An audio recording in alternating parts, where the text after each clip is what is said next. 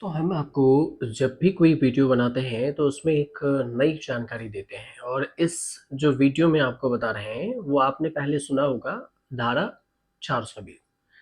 जब 420 का नाम कहीं पे आप सुनते होंगे तो आपके दिमाग में एक ही चीज़ चलता होगा कि कुछ तो चतुराई किया होगा या फिर धोखाधड़ी किया होगा।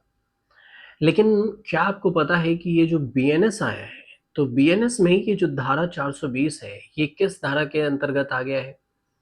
और आ भी गया है तो 420 में अगर आप पे कोई मुकदमा दर्ज होता है, तो आपको कितने साल की जेल हो सकती है? क्या कुछ प्रक्रिया है इसमें और क्या कुछ ये धारा कहता है? इसी के बारे में विस्तार से इसमें हम बताएँगे और आसान भाषा में आपको समझाने की कोशिश करेंगे। क्योंकि अमूमन देखा गया है कि ये जो कानून है या फिर धारा की बात होती है, ये अक्सर समझ में इंसान को नहीं आता और वो ये 420 के अगर पुलिस ज़िक्र कर दे, तो वो घबरा जाता है। लेकिन घबराना नहीं है, क्योंकि अब आपको आसान भाषा में हम बताने के लिए यहाँ पर आपके साथ हैं। तो जो आईपीसी की धारा थी जो 420 आईपीसी मतलब भारतीय दंड संहिता। 420 जो धोखाधड़ी, बेईमानी से संपत्ति हथियाना या धोखा देना, वो अब बीएनएस में हो गया है, भारतीय न्याय संहिता। और ये जो बीएनएस की जो धारा है 318 हो गया है ये। पुराना आईपीसी में 420 था, जिसमें 7 साल की सजा थी और जुर्माना था। जो 318 में अब सजा भी है और प्रावधान भी है, समान है, सेम है। लेकिन कितना है ये भी आपको बता ही देंगे। लेकिन आईपीसी की जो 420 वाला पुराना धारा है, उसमें क्या था?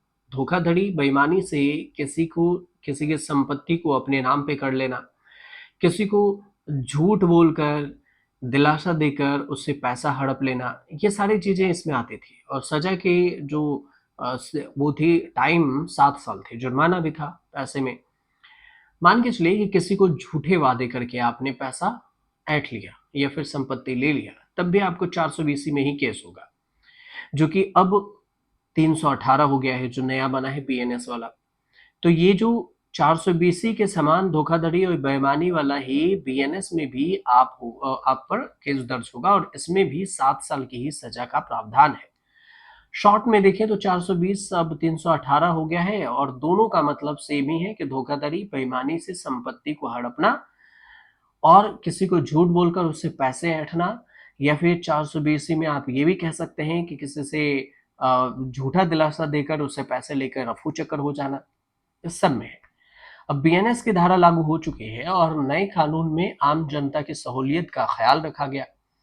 बीएनएस में धोखाधड़ी करने वालों के खिलाफ जो धारा जो 420 को 318 में दिया है, मगर नई व्यवस्था में 318 4 भी लगाया गया है।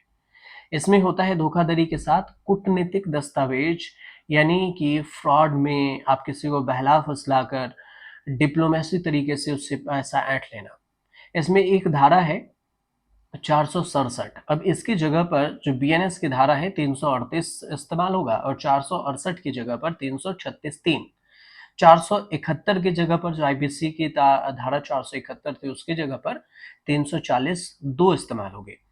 वहीं पर जो दुष्प्रेरणा, आपराधिक षड्यंत्र ये करने में 34 की जगह पर धारा 3/5 और 149 की जगह पर 190, 120 बी की जगह पर 61 और 511 की जगह पर धारा 62 को लगाया जाएगा। पहले जो आईपीसी की धारा थी वो सिर्फ आईपीसी थी, लेकिन अब 318 4 के तहत ये 420 वाला धारा 318 के तहत 318 4 के तहत आ गया है। मेन बदलाव जो हमने आपको पहले बताया है, इसको 4 भागों में बाँटा है और इसी का ज़िक्र हमने आपको पहले किया था।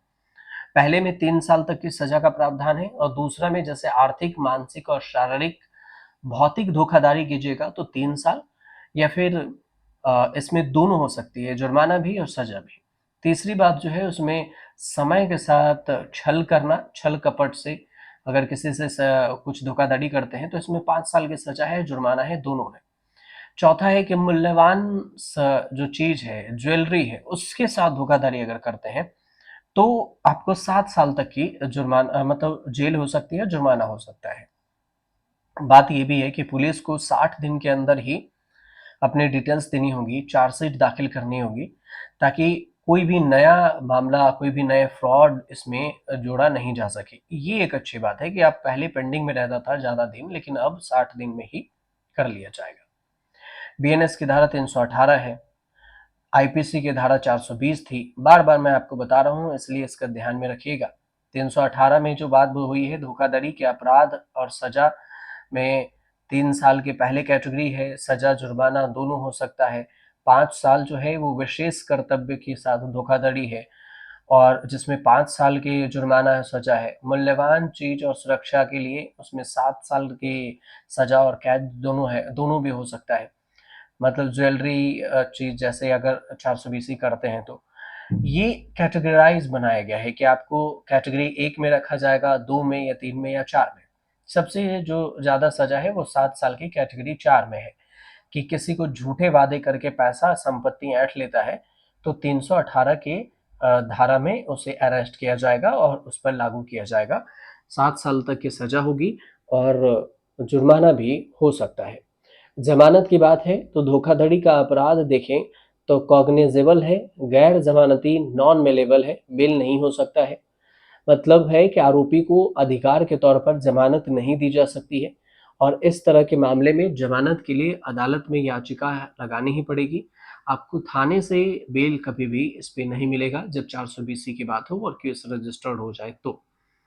तो ये छोटी सी जानकारी थी जो हमने आप तक पहुँचाई है। अगर आपको सही लगे तो, और कोई सवाल हो तो आप हमें कमेंट ज़रूर कीजिएगा। हम कोशिश करेंगे कि उसको नए सिरे से आपको फिर से एक विस्तार से इस पर आसान भाषा में डिटेल्स में आपको आप तक वीडियो पहुँचाएँ। फिलहाल अगर सही लगे तो हमारे चैनल से जुड़िए, सब्सक्राइब ज़रूर कीजिए, कमेंट भी कीजिएगा।